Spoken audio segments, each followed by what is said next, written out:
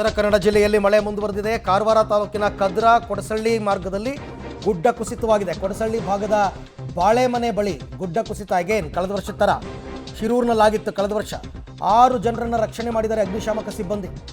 ಓರ್ವ ವಿದ್ಯಾರ್ಥಿನಿ, 5 ಕೊಡಸಳ್ಳಿ ವಿದ್ಯುತ್ ಘಟಕದ ಸಿಬ್ಬಂದಿಯನ್ನು ರಕ್ಷಣೆ ಮಾಡಿದ್ದಾರೆ. ಎಸ್ ನೋಡಿ, ಗುಡ್ಡ ಕುಸಿತದಿಂದ ಕಳೆದ ವರ್ಷ ಏನಾಗಿತ್ತು ಅಂತ ನಿಮಗೆಲ್ಲ ನೆನಪಿರಬೇಕು. ಶಿರೂರು ಹತ್ರ ಆಗಿದ್ದು ಅದೇ ರೀತಿ ಇಲ್ಲೂ ಕೂಡ ಗುಡ್ಡ ಕುಸಿತವಾಗಿದೆ. ಒಟ್ಟು 6 ಜನರನ್ನು ರಕ್ಷಣೆ ಮಾಡಲಾಗಿದೆ. ಒಬ್ಬಳು ಹುಡುಗಿ ಸ್ಟೂಡೆಂಟ್. ಕೊಡಸಳ್ಳಿ ಜಲಾಶಯಕ್ಕೆ ಹೋಗುವಂತಹ ಮಾರ್ಗದ ರಸ್ತೆ ಈಗ ಬಂದಾಗಿರುವಂಥದ್ದು. ಒಂದು ಕಡೆ ದೊಡ್ಡ ಮಟ್ಟದಲ್ಲಿ ಲ್ಯಾಂಡ್ಸ್ಲೈಡ್ ಆಗಿರೋದರಿಂದಾಗಿ ಕೊಡಸಳ್ಳಿ ಭಾಗದ ವಿದ್ಯುತ್ಗಾರದಲ್ಲಿರುವಂಥ ಸಿಬ್ಬಂದಿಗಳನ್ನು ಕರೆತರುವುದೇ ದೊಡ್ಡ ಸಾಹಸವಾಗಿದೆ. ಇನ್ನು 2 ಗ್ರಾಮಗಳಲ್ಲಿ ಅಲ್ಲಿರುವಂಥ ಜನರನ್ನು ಕೂಡ ಪ್ರತಿನಿತ್ಯ ಹೋಗಲಿಕ್ಕೆ ಸಮಸ್ಯೆ ಆಗ್ತಾ ಇರುವಂಥದ್ದು.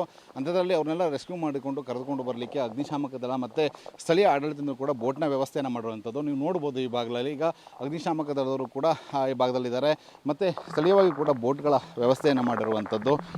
ಈ ಭಾಗದಲ್ಲಿ ಈಗಾಗಲೇ ಬೆಳಗಿನಿಂದಲೇ ಈ ಭಾಗದಲ್ಲಿ ಅಗ್ನಿಶಾಮಕ ದಳದವರು ಮತ್ತು ರೆಸ್ಕ್ಯೂ ಟೀಮ್ನವರು ಬಂದು ಈ ಭಾಗದಲ್ಲಿ ಮೊಕ್ಕ ಮೂಡಿರುವಂಥದ್ದು. ಯಾಕಂತಂದರೆ ಕದ್ರಾ ಜಲಾಶಯದ ನೀರು ಒಂದು ಕಡೆ ಬಿಡುಗಡೆ ಆದರೆ ಇತ್ತ ಕೊಡಸಳ್ಳಿ ವಿದ್ಯುತ್ಗಾರದಲ್ಲಿ ಕೆಲಸ ಮಾಡುತ್ತಿರುವಂಥ ಸಿಬ್ಬಂದಿಯನ್ನು ಕರೆತರುವುದಂಥದ್ದು ಕೂಡ ಒಂದು ಸಾಹಸದ ಕೆಲಸ. ಯಾಕಂತಂದರೆ ರಸ್ತೆ ಮಾರ್ಗದಲ್ಲಿ ದೊಡ್ಡ ಮಟ್ಟದಲ್ಲಿ ಗುಡ್ಡ ಕುಸಿತ ಆಗಿದ್ದಾವೆ, ಸಂಚಾರ ಸಂಪೂರ್ಣ ಬಂದಾಗಿದೆ.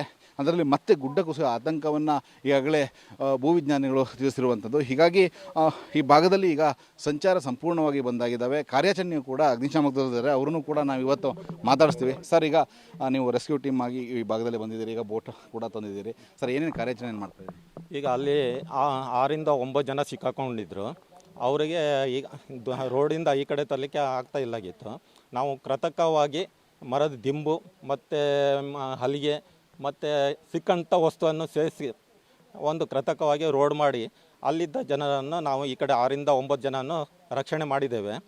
ಅದರಲ್ಲಿ ಒಂದು ಸ್ಟೂಡೆಂಟ್ಸ್ ಇತ್ತು, ಅವಳದ್ದು ಎಕ್ಸಾಮ್ ಇತ್ತು, ಅವಳನ್ನು ನಾವು ರಕ್ಷಣೆ ಮಾಡಿದ್ದೇವೆ. ಅಗ್ನಿಶಾಮಕ ದಳದವರು ಈಗ ರಕ್ಷಣೆ ಮಾಡಿ ಕರ್ಕೊಂಡು ಬಂದಿದ್ದಾರೆ. ಇನ್ನು ಬೋಟ್ಗಳ ವ್ಯವಸ್ಥೆಗಳನ್ನು ಕೂಡ ಮಾಡಿದ್ದಾರೆ.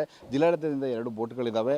ಆದರೆ ಏನು ಕೊಡಸಳ್ಳಿ ಭಾಗದಿಂದ ಬರುವಂತಹ ಜನರಿಗೆ ಈಗ ರಸ್ತೆ ಸಂಪರ್ಕ ಇಲ್ಲ, ಅವರಿಗೆ ನದಿ ತೀರ ಭಾಗದಲ್ಲಿಯೇ ಬರಬೇಕು. ಅವರನ್ನು ಕರೆತರುವುದೇ ಒಂದು ಸಾಹಸ. ಅದರಲ್ಲಿಯೂ ಪ್ರತಿದಿನ ಶಾಲೆಗೆ ಹೋಗುವಂಥವ್ರು, ಕಾಲೇಜಿಗೆ ಹೋಗುವಂಥವ್ರು ಎಲ್ಲ ವಿದ್ಯಾರ್ಥಿಗಳು ಕೂಡ ಪ್ರತಿನಿತ್ಯ ಈ ಭಾಗದಿಂದ ಓಡಾಡ್ತಾರೆ. ಅಂತಂದರೆ ಅವರಿಗೆಲ್ಲರೂ ಕೂಡ ಸಮಸ್ಯೆ ಆಗಿದೆ.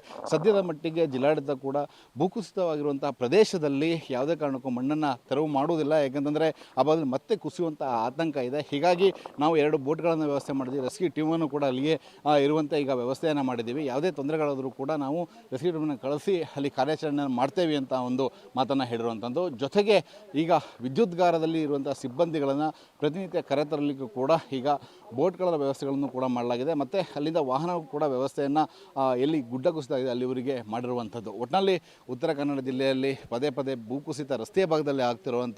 ಸದ್ಯ ಪ್ರಾಣಾಪಾಯ ಇಲ್ಲದೇ ಇದ್ದರೂ ಕೂಡ ಜನರಿಗೆ ಸಂಚಾರಕ್ಕೆ ದೊಡ್ಡ ತೊಂದರೆ ಆಗ್ತಾ ಇರುವಂಥದ್ದು. ಕ್ಯಾಮ್ರಾಮನ್ ಸುರೇಂದ್ರ ಜೊತೆ ನವೀನ್ ಸಾಗರ್, ಪಬ್ಲಿಕ್ ಟಿವಿ, ಕಾರವಾರ.